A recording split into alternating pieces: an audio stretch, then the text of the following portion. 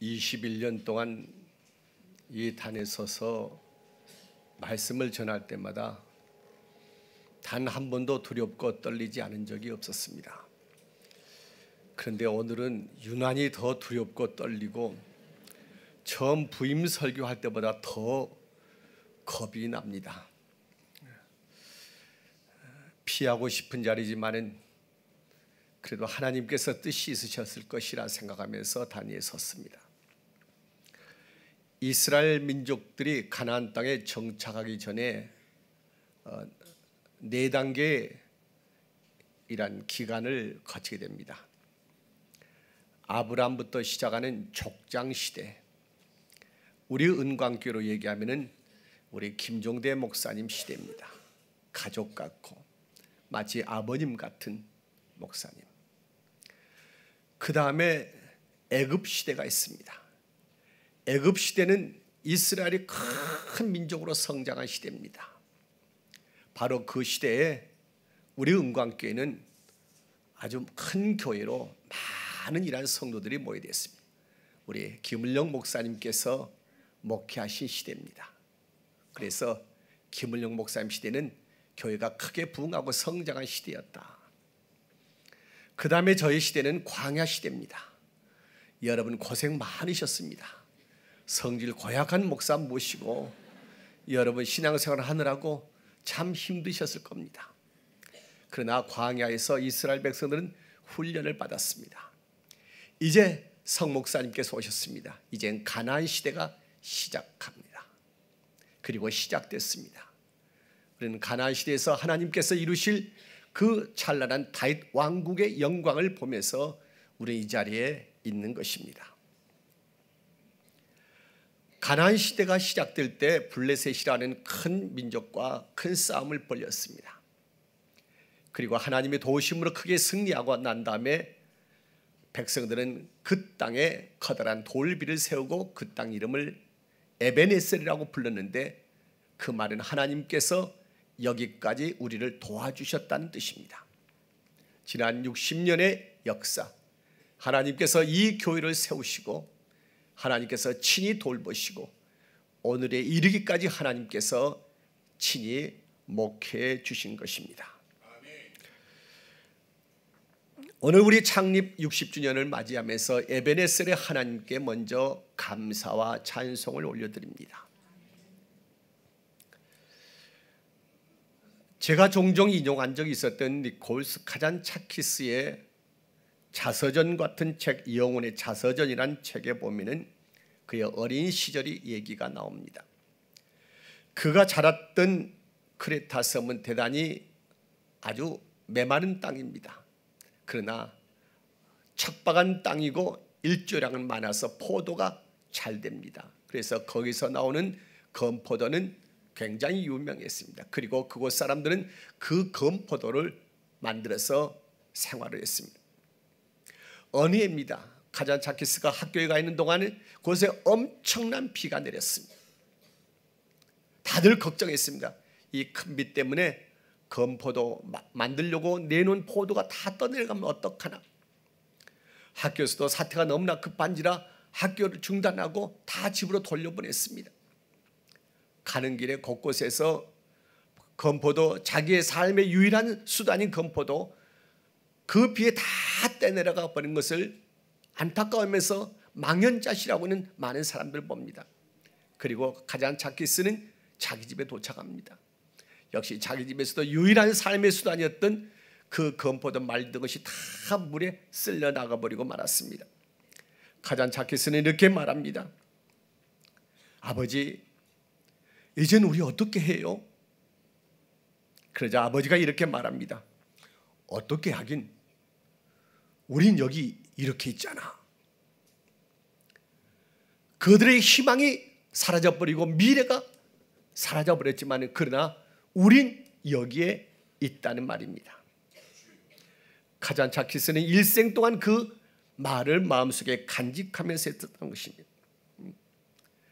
한 해의 수고와 땀이 한순간에 사라졌지만은 그러나 희망하는 존재로 서 있는 한 우리는 잃은 것이 아니란 말입니다.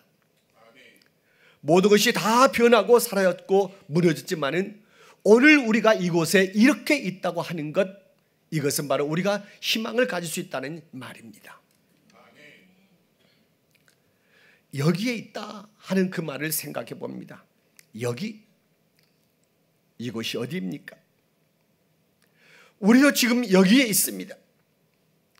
여러분, 성경의 사람들은 모두가 다 여기 하나님이 계시는 곳, 하나님 앞에 있습니다. 호렙산에서 양치던 모세, 불타는 떨기나무를 보고 찾아갔는데 바로 그것은 하나님이 계신 곳입니다. 하나님 앞에 그는 섰습니다. 그리고 그는 희망도 잃어버리고 꿈도 잃어버렸던 그 양치기가 하나님 앞에 서게 되므로 이스라엘 민족 해방 지도자가 된 것입니다. 망해가는 나라의 운명을 아파하면서 이사야라는 젊은 청년이 하나님 앞에 섰을 때 그는 하나님께 고백합니다. 주님, 제가 여기 있으니 나를 보내주십시오. 하나님께서는 그를 보내서 민족의 운명과 다가오는 새로운 세계를 선포하도록 했습니다. 한순간에 절망의 나락으로 떨어진 엘리야는 호렙산 하나님 앞에 섰습니다. 하나님 앞에 선 그는 다시 새로운 희망을 갖고 아합의 시대를 끝내고 새로운 이스라엘의 역사를 시작하는 사명을 갖게 된 것입니다. 오늘 우리는 모두가 다 하나님 앞에 서 있습니다. 하나님 앞에 서 있다는 이 말은 종교개혁가던 칼빈을 일생을 지배했던 좌우명이 됐습니다. 하나님 앞에 서라는 말은 라틴어로 코람 데오라고 얘기합니다.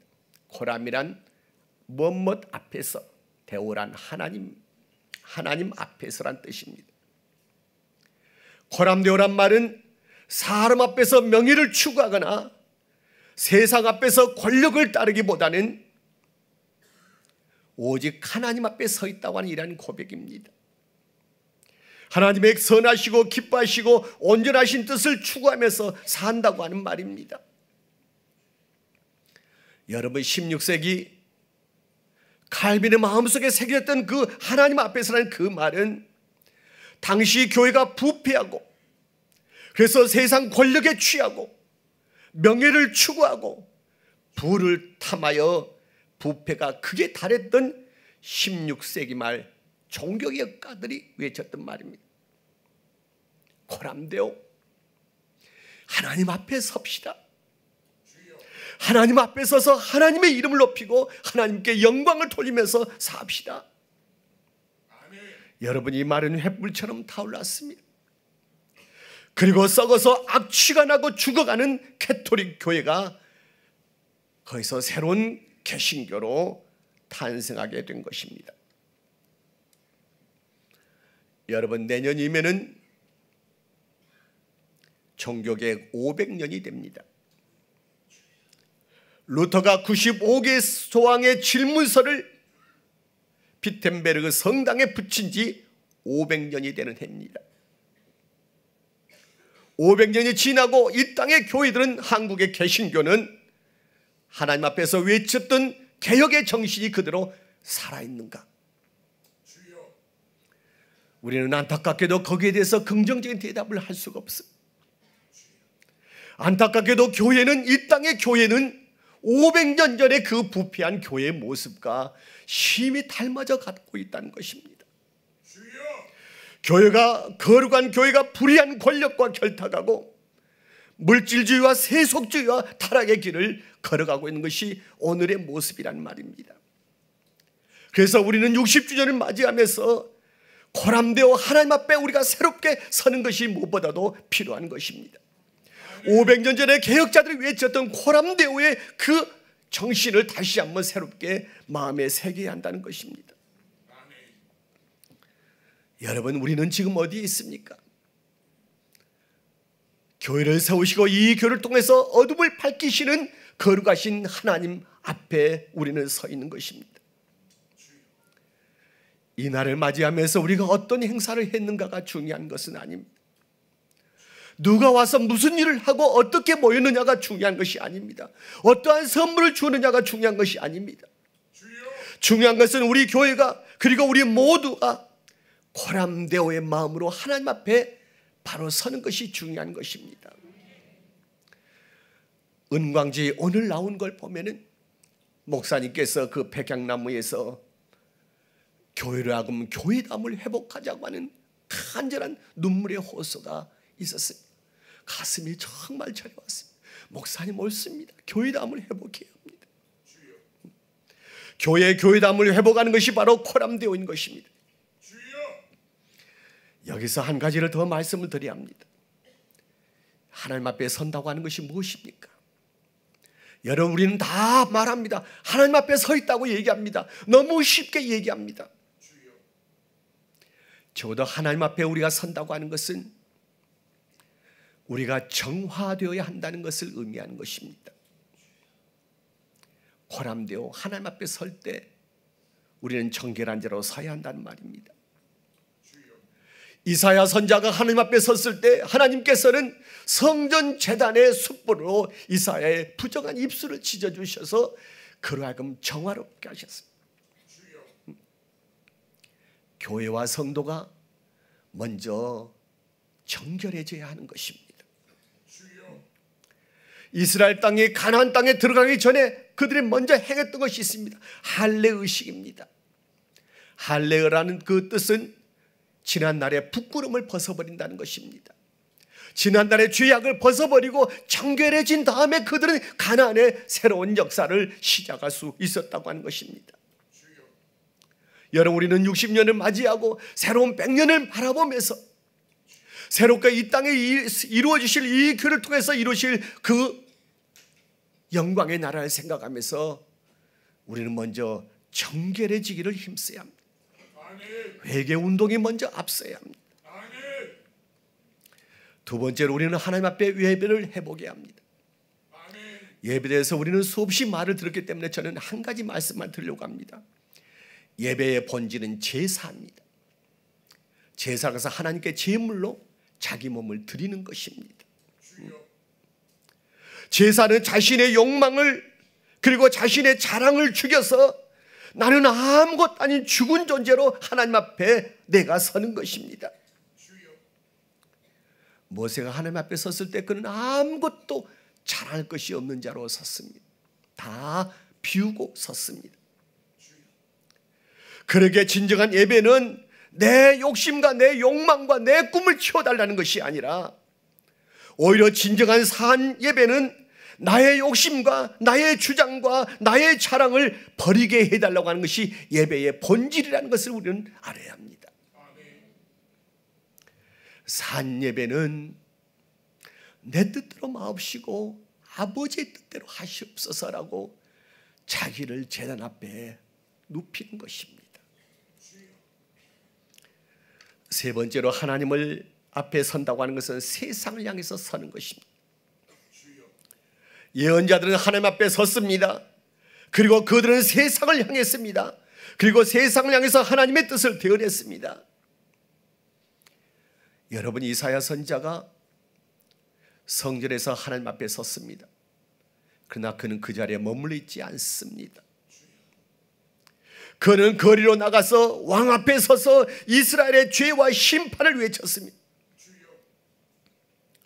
예레미야는 하나님 아버지 앞에서 그는 시장을 향해서 나가서 자기 목에 밧줄을 걸고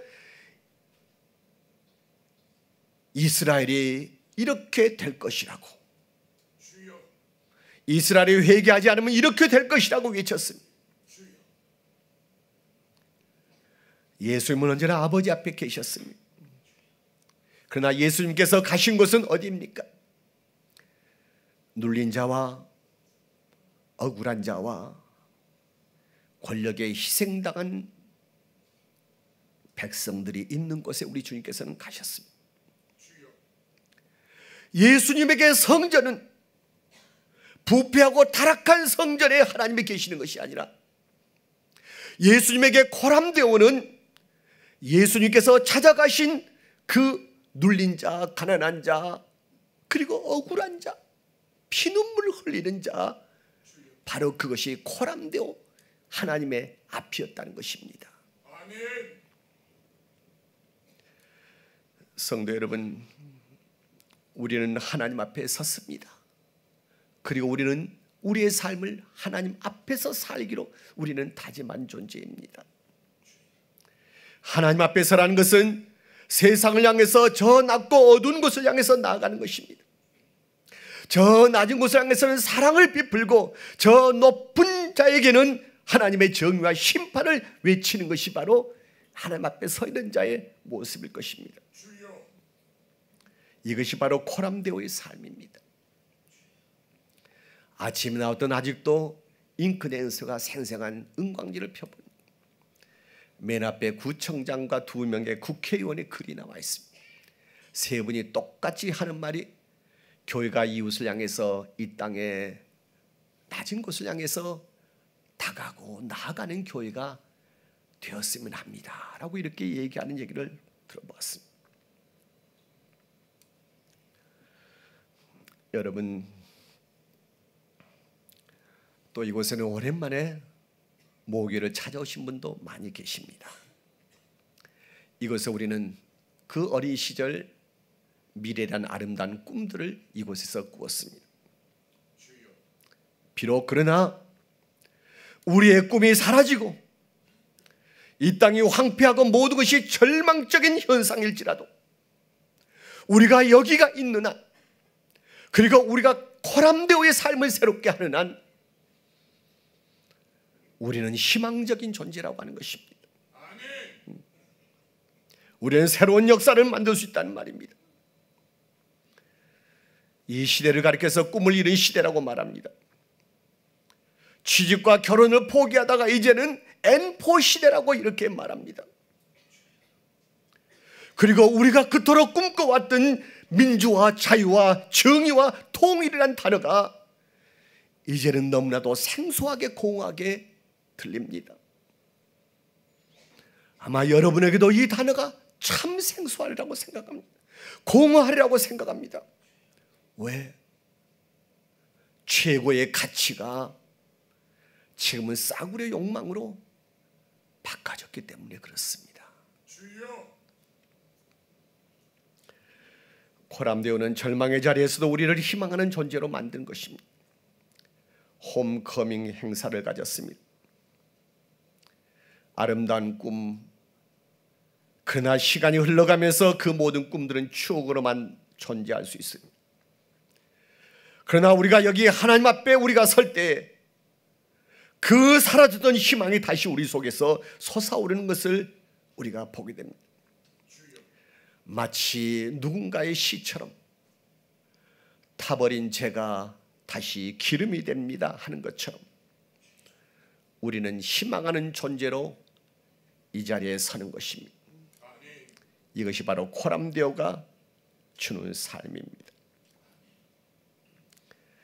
예배레셀에 하나님께 감사드리면서 하나님은 미가서를 통해서 우리에게 말씀하십니다. 사람아, 주께서 선한 것이 내게 무엇임을 내게 보이셨나니 여호와께서 내게 구하는 것은 오직 정의를 행하고 인자를 사랑하며 겸손하게 내 하나님과 행하는 것이 아니냐. 오늘 이 말씀과 하나님의 놀라운 은혜가 교회를 교회답게 하기 위해서 고민하며 코람데오의 삶을 살아가는 은광교회와 그리고 여러 성도들에게 함께 하시기를 간절히 축원합니다.